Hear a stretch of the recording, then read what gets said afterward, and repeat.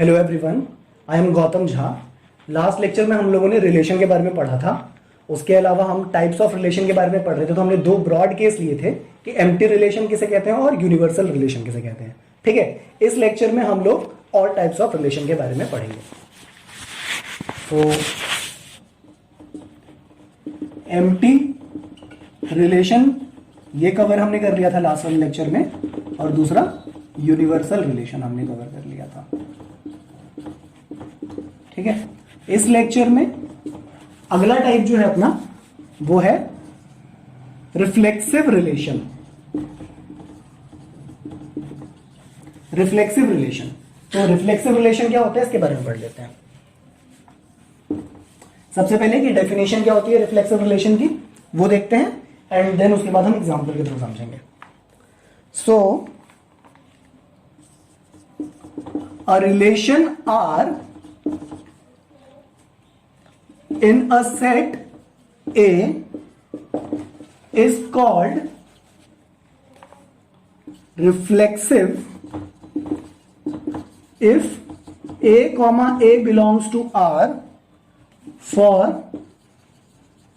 every A belongs to A। ये definition है कि एक रिलेशन R अगर सेट A में है, उस रिलेशन को रिफ्लेक्सिव कब बोलेंगे? जब A कॉमा A R को बिलोंग करे हर एक A के लिए which is belonging to A। Example ले लेते हैं। मान लीजिए कोई सेट हमें दे रखा है 0 1 2 3। ठीक है, सेट A हमें दे रखा है और हमें रिलेशन डिफाइन कर रखा है। हमें रिलेशन सेट फॉर्म में दे रखा है हमें ये। ठीक है, तो वो रिलेशन मान लेते हैं। हमें रिलेशन दे रखा है से 0 comma 0 0 comma 1 0 comma 3 0 comma 1 comma 0 1 comma 1 2 comma 2 3 comma 0 3 comma 3। ठीक, ये हमारे पास सेट ए ये दे रखा है, रिलेशन आर ये दे रखा है, और हमसे अब ये बोला जाएगा कि भाई ये जो सेट ये जो रिलेशन आर है ये रिफ्लेक्सिव है या नहीं है। ठीक, तो हमें डेफिनेशन क्या कह रहा है कि आप ए कॉमा ए ढूंढिए। अगर ए कॉमा ए बिलोंग कर रहा है इस आर को, तो ये रिलेशन जो होगा ये आपका रिफ्लेक्सिव रिलेशन होगा।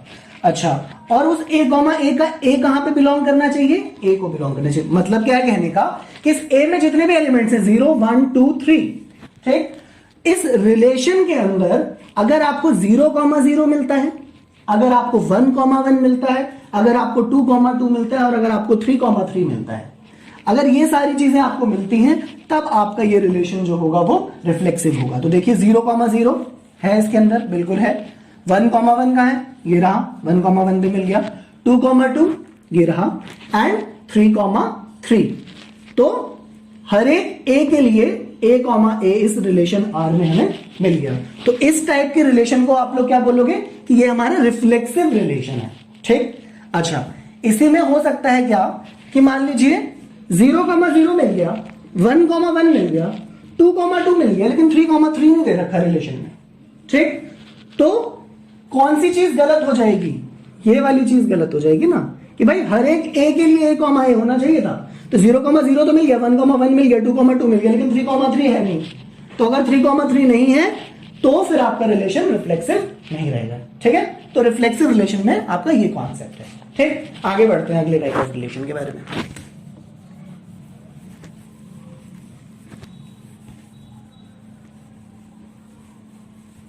अगला हमारा है सिमेट्रिक रिलेशन।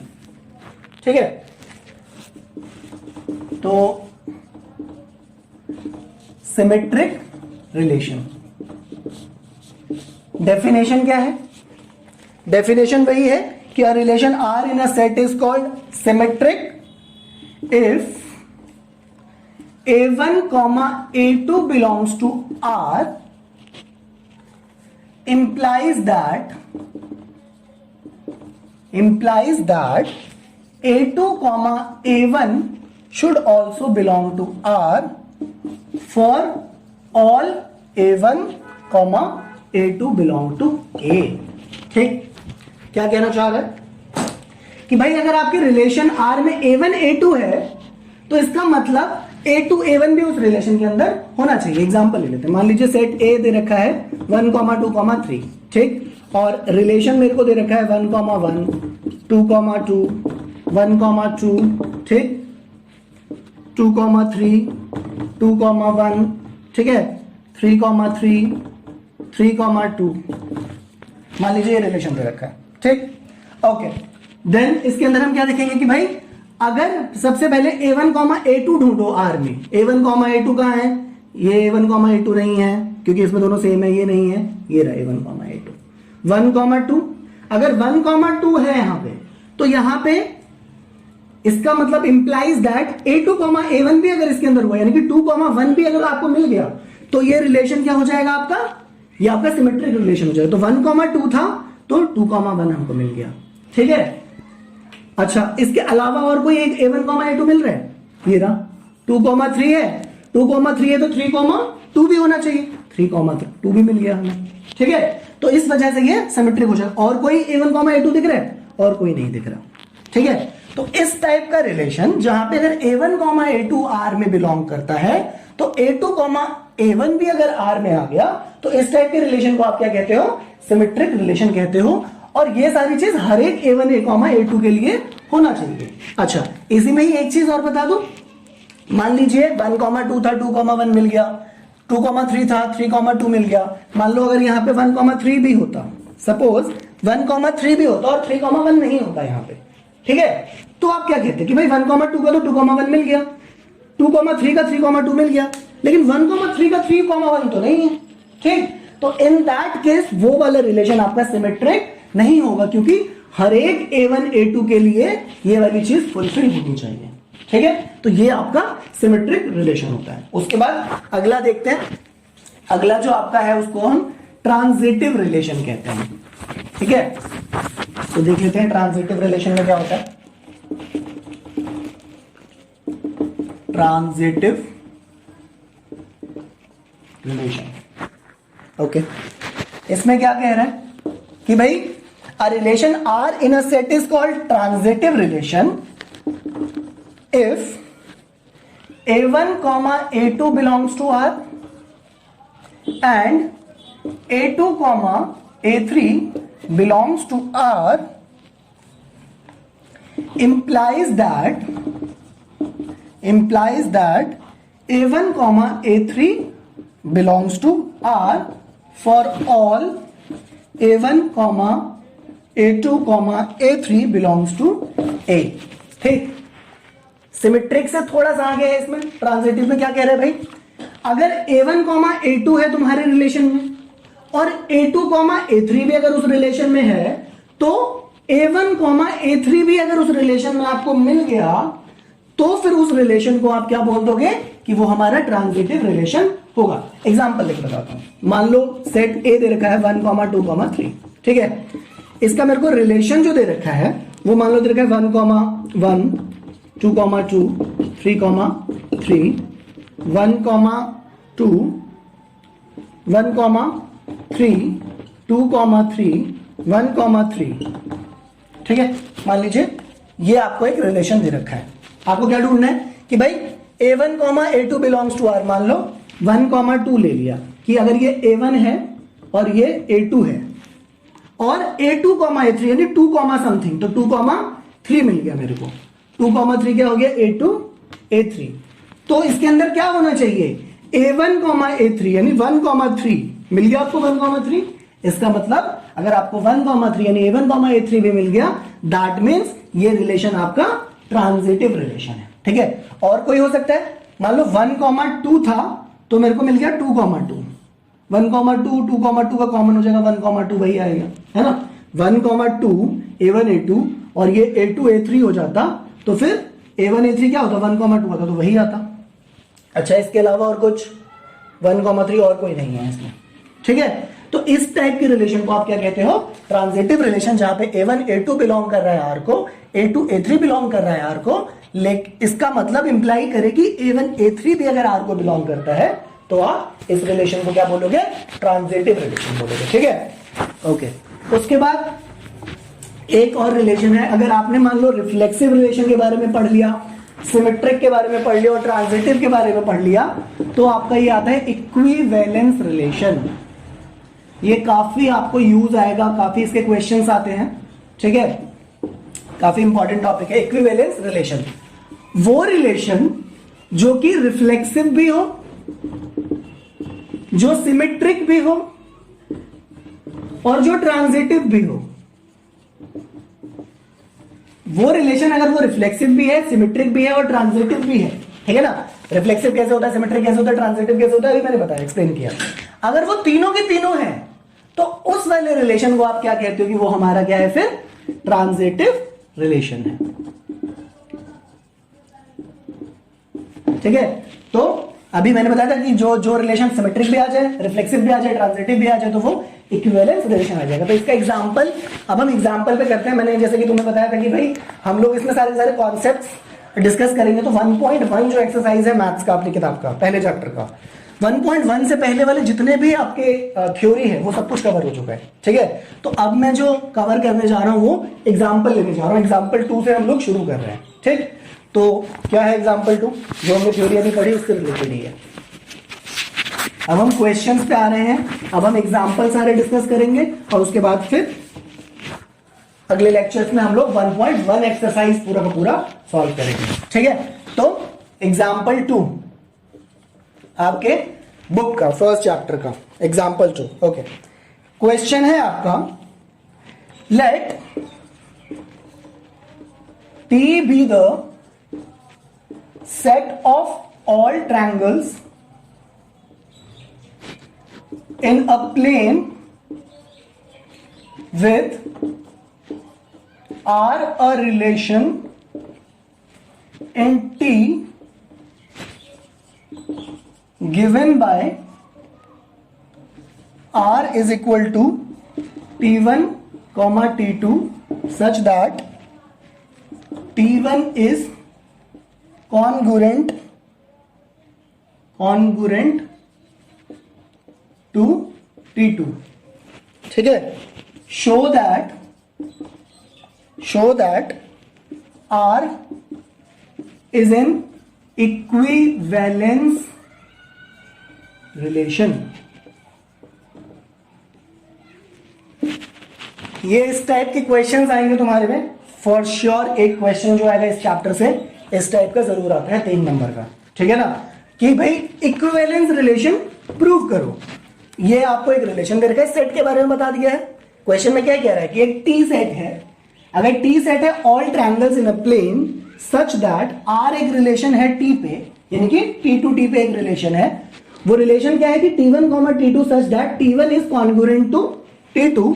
तो इस रिलेशन को आपको शो करना है कि ये इक्विवेलेंस रिलेशन है। दैट मींस आपको ये शो करना है कि पहले बात रिफ्लेक्सिव होना चाहिए, सिमेट्रिक होना चाहिए और ट्रांजिटिव भी होना चाहिए। अगर तीनों होगा तो आपका इक्विवेलेंस रिलेशन आ जाएगा, ठीक है। मैं क्वेश्चन मिटा देता हूं, बुक तुम लोगों के पास होगी ही, तो जब तुम लोग ये लेक्चर देख रहे होगे तो ऑफकोर्स क्वेश्चन तुम्हारे सामने होगा।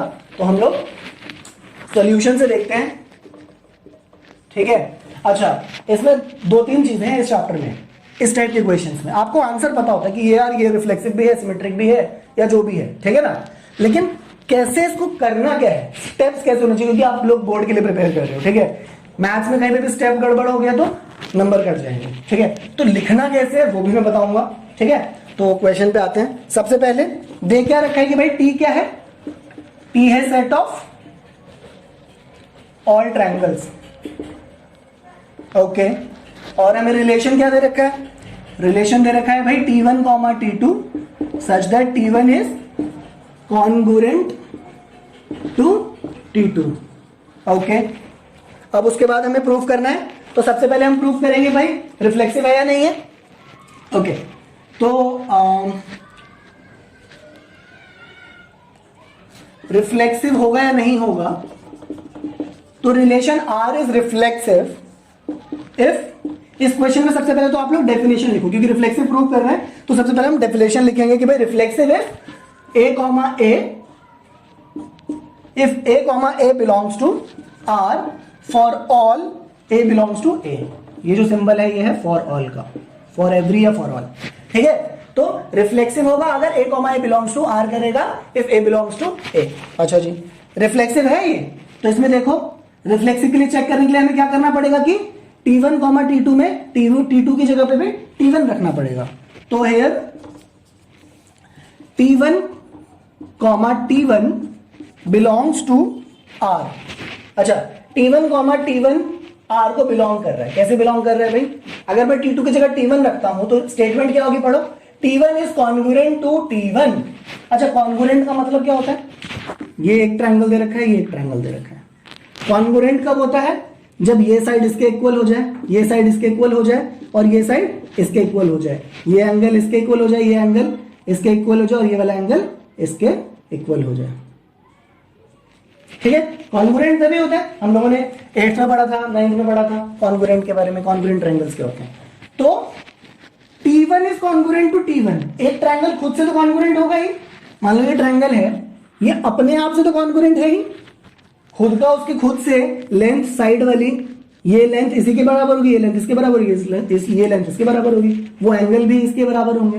तो एक ट्रायंगल खुद के तो कॉन्ग्रुएंट ऑफ कोर्स होता है भाई, वन के इक्वल है, होता है कि नहीं होता? तो ऑफ कोर्स होता है। तो उस तरीके से T1 is congruent to T1। तो T1 कॉमा T1 जो हमारा R को बिलोंग कर रहा है एज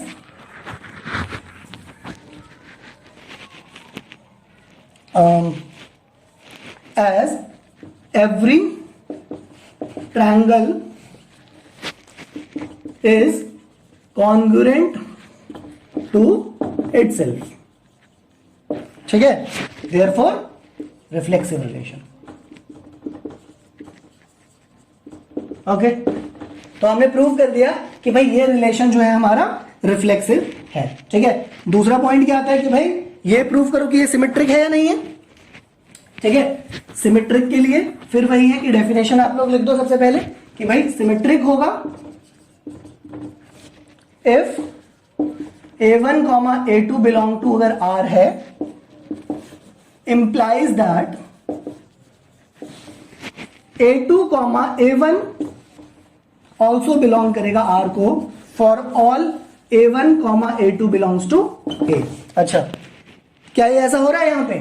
तो यहां पे इसने क्या बोला है कि दे रखा है आपको ये चीज सिमेट्रिक प्रूव करने के लिए आपको एक चीज गिवन होती है कि भाई यहां पे क्या दे रखा है, here if T1 T2 R को बिलोंग कर रहे हैं। ये आपको मानना पड़ेगा कि भाई T1 T2 R को बिलोंग कर रहे हैं। T1 T2 बिलोंग कर रहे हैं, यानी कि T1 एक ट्रायंगल जो है वो कॉन्ग्रुएंट है T2 के। ठीक है, और ये R को बिलोंग कर रहा है। आपको क्या चेक करना है कि भाई T2 T1 करेगा या नहीं करेगा। ठीक, अगर एक ट्रायंगल है, ये T1 है, ये ट्रायंगल है T2 है, अगर ये कॉन्ग्रुएंट है इससे तो ऑफ कोर्स ये भी इससे कॉन्ग्रुएंट होगा। ठीक है, तो देयरफॉर इसका मतलब है कि भाई T1 is congruent to T2, therefore T2 is also congruent to T1। अगर T2 भी कॉन्ग्रुएंट हो गया T1 के, इसका मतलब T2 T1 जो हो गया वो आपका R को बिलोंग कर गया। अगर आपने ये स्टेटमेंट बोल दी, अगर T1 is congruent to T2 के स्टेटमेंट से T1 T2 होता है तो T2 is congruent to T1 से क्या आएगा, T2 T1 आ जाएगा। तो यानी कि T2 T1 भी आपका R को बिलोंग कर रहा है। इसका मतलब क्या है आपका कि R जो है वो सिमेट्रिक है। ठीक है, तो R सिमेट्रिक हो गया। अब उसके बाद हमें ये देखना है कि भाई ट्रांजिटिव है या नहीं है, क्योंकि आपको प्रूफ क्या करना था कि इक्विवेलेंस प्रूफ करना था। तो ट्रांजिटिव के लिए क्या करेंगे भाई, ट्रांजिटिव होगा if A1 A2 belongs to R and A2 A3 belongs to R, implies that A1 A3 should also belong to R for all A1 A2 A3 belongs to A। Okay, यहां पे आपको दो चीजें माननी है कि भाई A1 A2 बिलोंग कर रहा है R को। इसका मतलब T1 is congruent to T2। ठीक, दूसरा स्टेटमेंट कि A2 A3 भी करना चाहिए। इसका मतलब T2 is congruent to T3। एक ट्रायंगल T1 है, एक ट्रायंगल T2 है, एक ट्रायंगल T3 है। अगर ये इसके कॉन्ग्रुएंट है, ठीक, और ये ट्रायंगल इसके कॉन्ग्रुएंट है, तो ये ट्रायंगल आपस में कॉन्ग्रुएंट होंगे ही होंगे, ठीक है ना। तो यहां पे इसका मतलब आप क्या बोल सकते हो कि T1 is congruent to T3। अगर आपने ये बोल दिया इन दोनों के, भाई ये इससे कॉन्ग्रुएंट है, कॉन्ग्रुएंट का मतलब एक तरीके से क्या होता है कि सेम है बिल्कुल, है ना। तो अगर T1 और T2 एक कॉन्ग्रुएंट है, T2 T3 कॉन्ग्रुएंट है, ऑफ कोर्स T1 और T3 भी कॉन्ग्रुएंट होंगे, तो T1 is congruent to T3। इसका मतलब क्या हो गया कि T1 T3 आपका किस में बिलोंग कर गया, R में बिलोंग कर गया, ठीक है ना। इसका मतलब क्या था कि भाई T1 T2 R में बिलोंग कर रहा है, इसका मतलब था कि भाई T2 T3 R में बिलोंग कर रहा है। अगर ये दोनों चीजें गिवन हो तो क्या होना चाहिए था, T1 T3 भी बिलोंग करना चाहिए था R को, वो बिलोंग कर गया। इसका मतलब R हमारा क्या है, R हमारा ट्रांजिटिव भी है, ट्रांजिटिव रिलेशन भी है, ठीक है। तो R हमारा ट्रांजिटिव रिलेशन भी है। तो फाइनली हमने इसमें प्रूव कर लिया कि भाई ये जो हमारा रिलेशन R था ये आपका, therefore relation R is an equivalence relation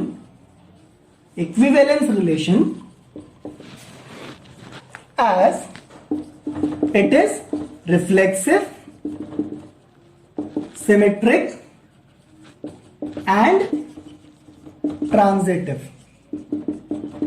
ठीक है ना।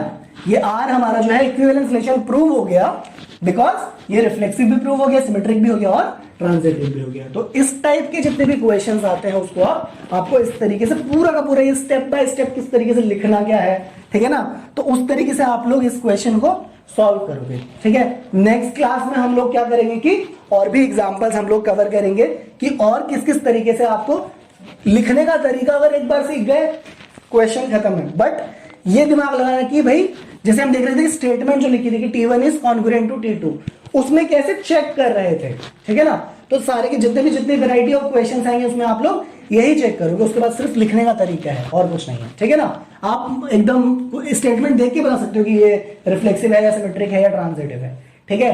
तो अगर ये वीडियो आपको पसंद आया है तो इस वीडियो को लाइक कीजिए, ठीक है ना। मेरे चैनल को सब्सक्राइब कीजिए, चैनल का नाम है प्रवाह, और कमेंट कीजिए आपको अच्छा लग रहा हो, बुरा लग रहा हो, कोई फीडबैक देना हो, ठीक है।